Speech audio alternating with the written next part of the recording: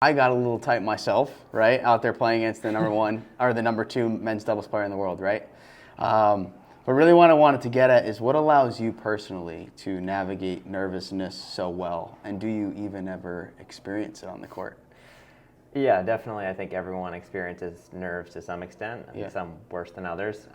For myself, I think that you just have to figure out what works for you and just keep it pretty simple.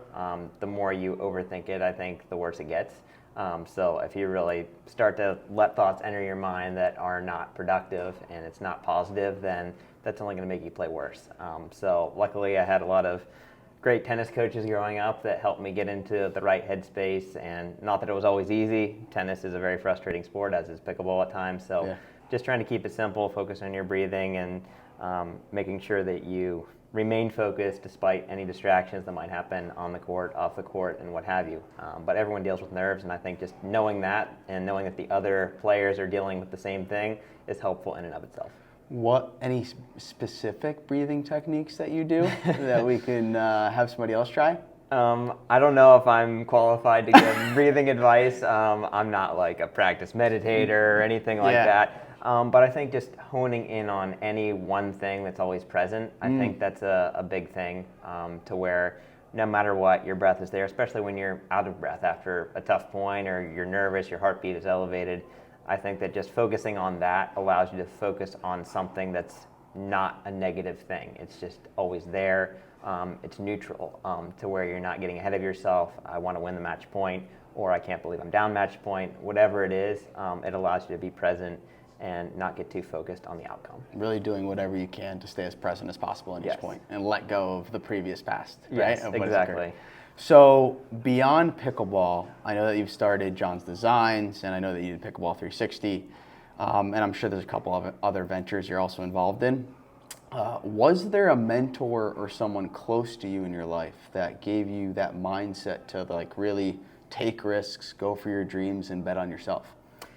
Yeah, I think that it happened all pretty organically in terms of founding those businesses, among some other ones. And obviously the opportunity that pickleball has given me is something special. So I wouldn't be in the position I am likely without that. So I should state that up front. But as far as people that encouraged me, I think that our parents are primarily responsible for that, to where they always encouraged us to go and do something as well as we could do it. So we didn't have to be the best at it, but we had to give it our best.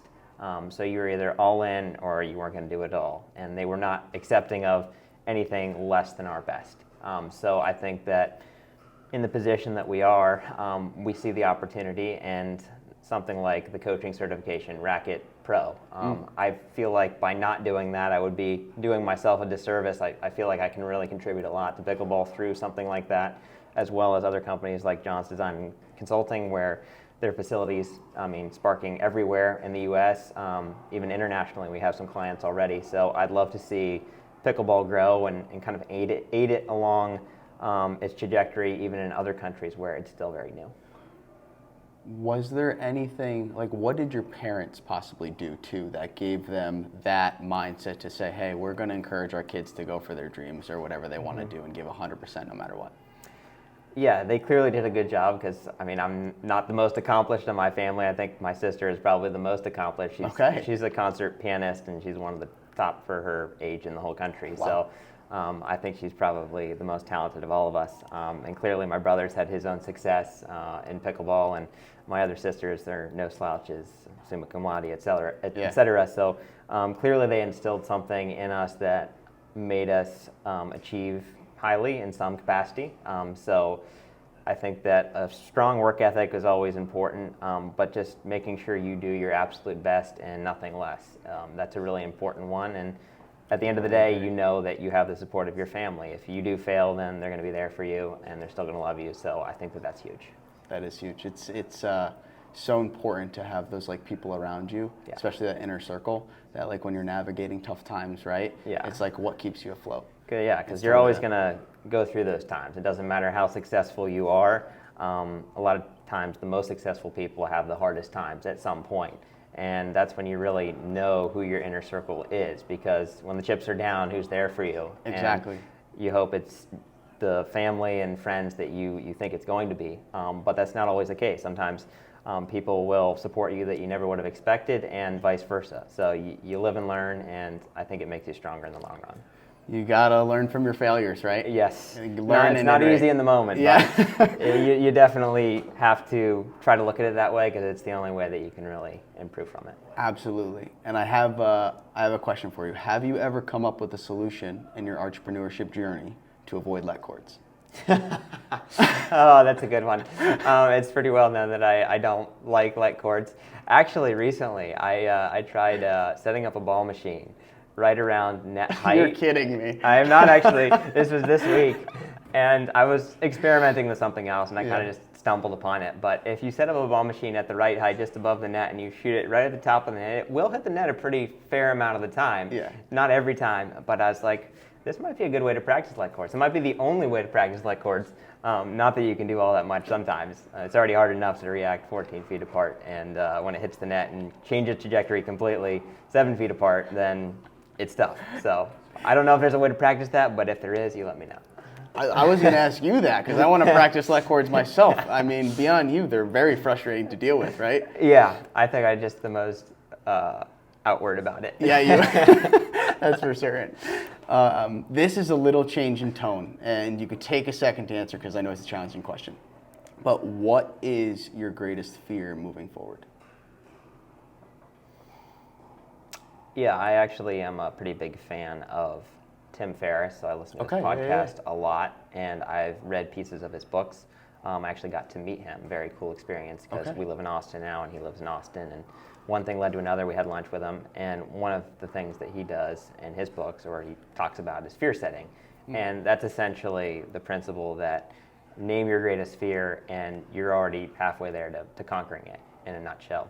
But specifically, what he wants you to do is write down the fears that you have, and to make yourself feel better about it, 3 things that you can do. So what's the worst that could happen here, or how could I fix it?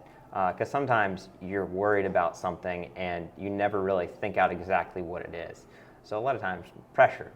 You put it on yourself. It's not so much coming from other people as it is the relationship you have with it.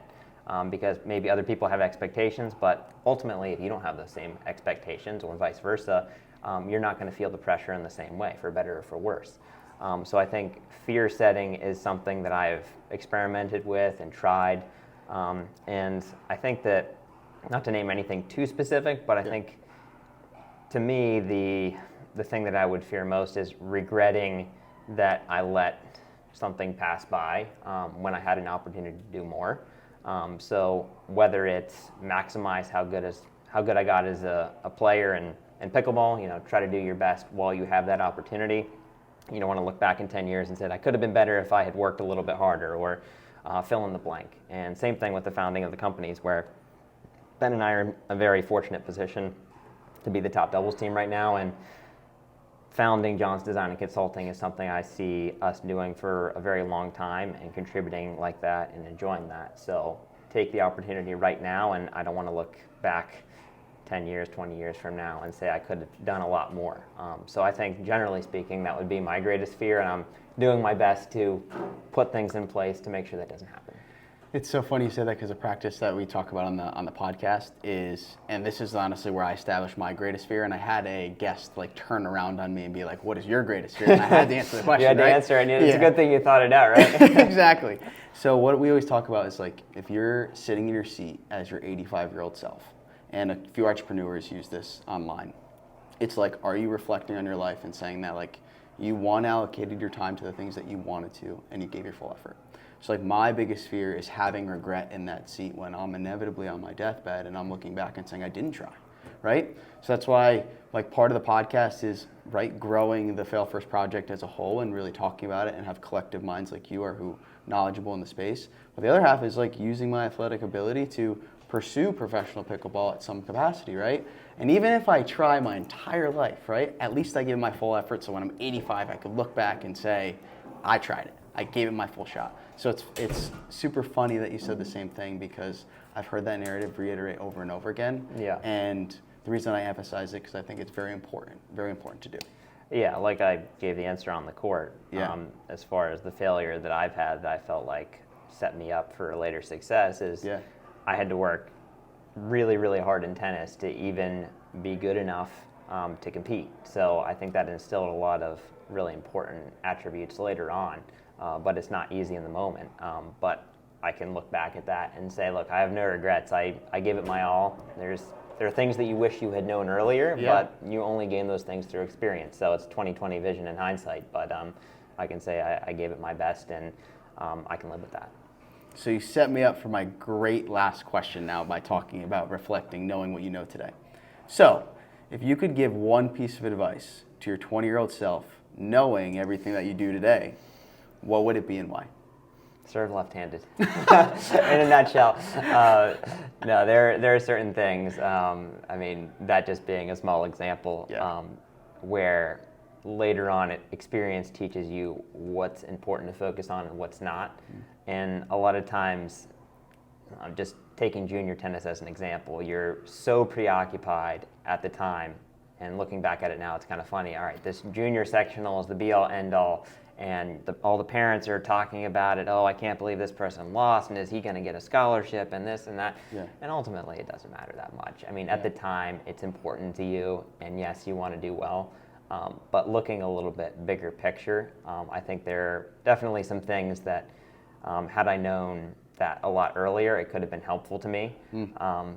But like I said, it's always easier in hindsight, and I don't know that I can pick any one thing, but serving left-handed is kind of a fun one because I played on the tennis tour and I was one of the only pro players to hit with two forehands. So I played a right-handed forehand off of my right side and a left-handed forehand off of my left side. Okay.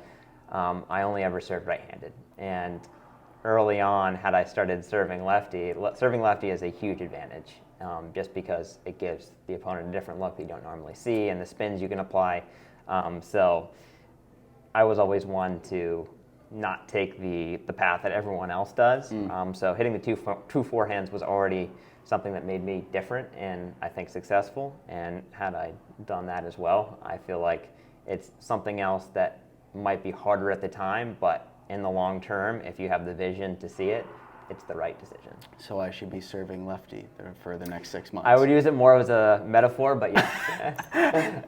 So meaning zig when other people's are zagging, yes, right? Yes, exactly. Don't be afraid to take the path less traveled, so to speak. To be a little Robert Frost with it.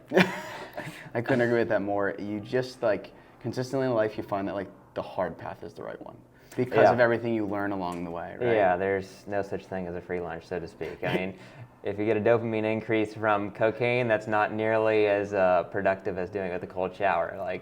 Completely agree. It's then you're relying on an external factor. Yeah, right? There's an external factor, but if you do hard things and you give it your all, I think that you are rewarded for that ultimately. Cannot agree more. Well, thank you for the time. I really appreciate it. Yes. I hope you had a good time as well with a couple questions. Yes, absolutely. I'm always happy to do Thank you. podcasts like that.